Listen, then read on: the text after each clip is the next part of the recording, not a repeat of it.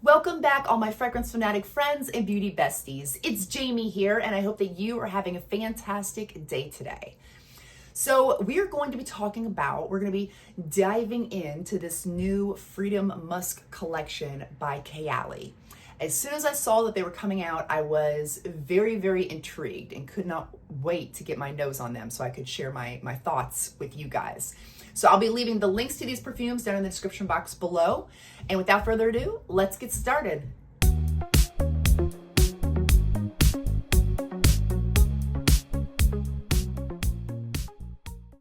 So when the Freedom Musk collection launched, I was really wanting to get my hands on the little travel set that they had, where you could get all four of them in the little 10 ml bottles, and they looked so adorable.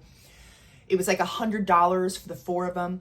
But by the time I got on the Sephora website, they were already sold out. So I was like, oh no. So you either had to buy them individually, which would have cost more money than the $100 travel set, or you could get the little sample set. So that's what I ended up doing, because this was around the $30 range. So I picked up the sample set, and I'm kind of glad that I did, because this was just enough. Like, I didn't need the $100 set, even though the bottles are so adorable. I didn't need it. I just needed some samples just so I could kind of test them out to even see what I thought. And there are some of these that I enjoy more than others. So I will get into all of that. I put them in my perfume journal that I always, whenever I'm doing samples and stuff, I always write everything down in my perfume journal that I got from the lovely Maria. She's on YouTube. She has a perfume channel, for those of you who don't know. Love these journals. So we're going to start off with the Freedom Musk Bouquet. This one to me is the lightest, and it is the only one that smelled feminine to me.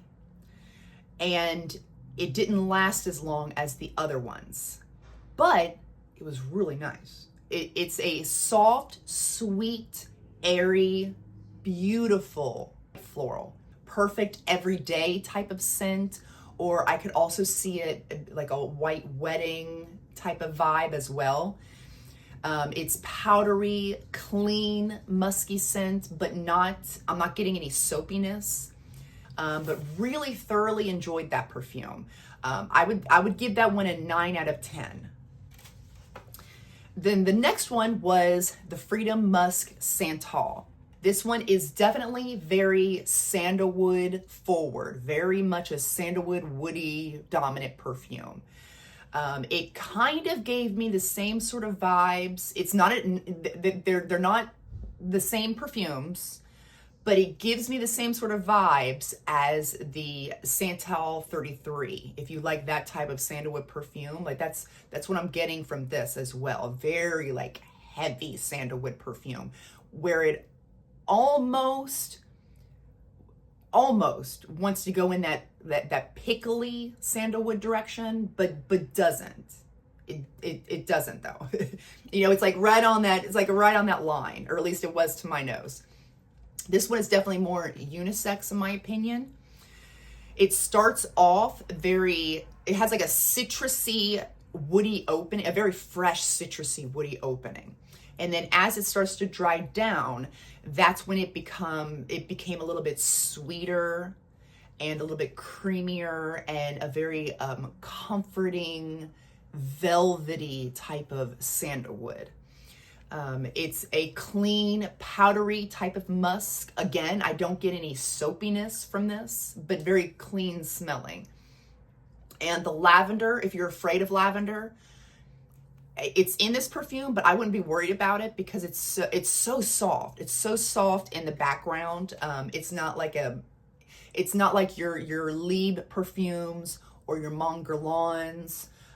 It's not like that type of heavy lavender. It's so very like subtle in the background type of lavender, but it just gives it a little bit of an aromatic feel. But overall, very comforting, very like just perfect for this type of weather. Like, it's a snuggly, comforting, smooth sandalwood perfume that I really enjoyed. So I gave this one a 9 out of 10 as well.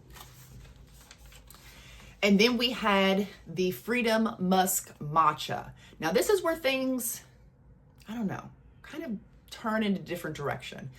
I like it, but I don't at the same time. You all let me know what you think about this one, because I find this very fascinating. It is very interesting. I haven't smelled anything like this before.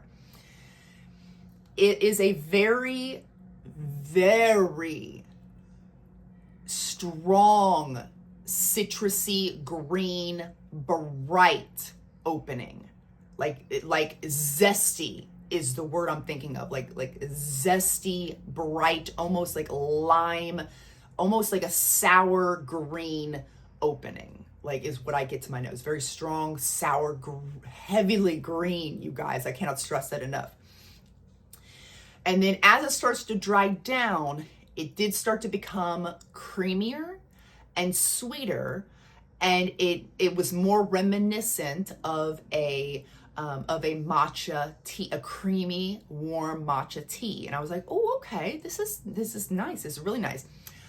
But then that really strong, citrusy, almost sour citrusy came back after a while and like took over again. But then it was added with this really clean, and when I say clean, I do mean soapy in this particular instance. A very like clean, soapy, fresh, aromatic greenness came in, and some of that sweetness like left. And when that happened, it turned this whole thing into what I thought was going to be like a more of a gourmand, like a creamy, sweet matcha tea. It turned it into more of an expensive bar of men's soap, is how I would describe Freedom Musk Matcha. An expensive men's bar of soap. A very zesty green, almost sour green. I get it, like the apple that's in here. It's like almost like a sour green Granny Smith tart. A lot of tart type of apple in here. But the overall word I would use to describe the Freedom Musk Matcha would be zesty. Very like that's just the word. Zesty is the word I would use for that perfume. I couldn't stop smelling it when it was on my arm, but I didn't really love it either. Like it was kind of like, it kind of made me not like it. Like it's so hard to explain. Like I did not enjoy the scent. I did not think it was pleasant, but yet I couldn't stop smelling it on my arm, and it was kind of interesting. So I don't know. I wore it twice, and thinking like, okay, maybe the second time something will change. But both times I got the same thing from this, and I don't know. I don't know how I feel about this. I'm gonna give it a 7 out of 10 though. And like so the Musk Bouquet was definitely more feminine and very, very light. The sandalwood was definitely more unisex, and I would say it was a moderate projection and longevity. And the Freedom Musk Matcha, to my nose, is more masculine, leaning unisex. And as far as the scent itself, it's very like strong, but it does die off fairly quickly. I feel like it's a moderate projection longevity. So now this last one was called the Freedom Musk Latte. And this is the one I really thought I would not enjoy, because I'm not I'm okay with chocolate perfumes, but they're not like my favorite or anything. And a lot of coffee perfumes I don't enjoy, just depending on what type of coffee perfume it is. So I didn't think I was gonna like this one at all. I ended up loving it. With this perfume, I am definitely not getting any sort of clean muskiness like I was from the other three. This one, the Latte, definitely is, in my opinion, a gourmand. It is sweet and delicious and very realistic gourmand. Imagine that it is freezing cold outside. It's dark. It is snowing. and you see this coffee shop, and from the windows you can see the glow of the light, like a warm glow coming in. You know, so you open the door to this coffee shop, and just like this warm glow envelops you, and you can feel their heater is running. You know, you can already feel, you're already getting warmed up, and there's Christmas decorations up. You know, everyone's all like you know, chit-chatting and ordering their drinks and stuff, and you can see the baristas, you know, making all these different coffee drinks and stuff, and so this waft of this coffee smell is in the air, and it's so inviting and warm and comforting, and just, it feels so like perfect for this time of year. That's what I get from this perfume. It's like it's a creamy, sweet, comforting, cozy chocolate latte. Like you are just in this like a cozy, not like the real sterile, non-friendly looking coffee shops, but think of like a really friendly, cozy coffee shop type of vibe. Like that's just what I get from this, and I absolutely love it. It just makes me think of Christmas time and snuggling around loved ones. So so I thoroughly enjoyed this one. This one I gave a 10 out of 10, which I was really surprised about. I did not think that was going to be the case, but I gave this one a 10 out of 10. And I will say it could be that this is the perfect time of year for this perfume. Maybe if it's summertime, if I was reviewing these perfumes during the summertime, would my answers be different?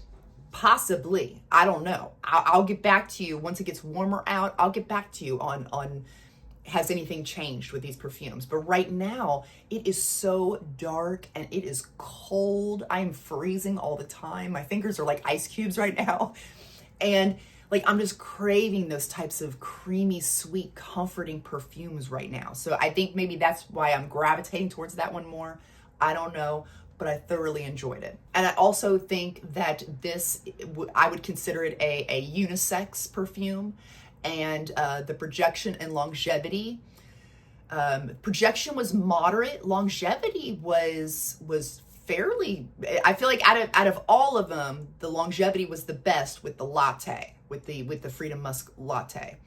I would say about 6 to 8 hours with that one. So I would love to know, what do you all think of this new collection? Have you tried them? Which one is your favorite? And please tell me, do you all get the same sort of like zesty, like men's bar soap with the matcha perfume, or is that just me? I don't know. Like I can only talk about how a fragrance, you know, smells on me, to my nose, in my climate. You know, so I would love to get other people's perspectives on what they're smelling from this collection. Thank you guys so much for watching. I really appreciate it. And remember, before you go, to seize the day and overspray. Bye, guys.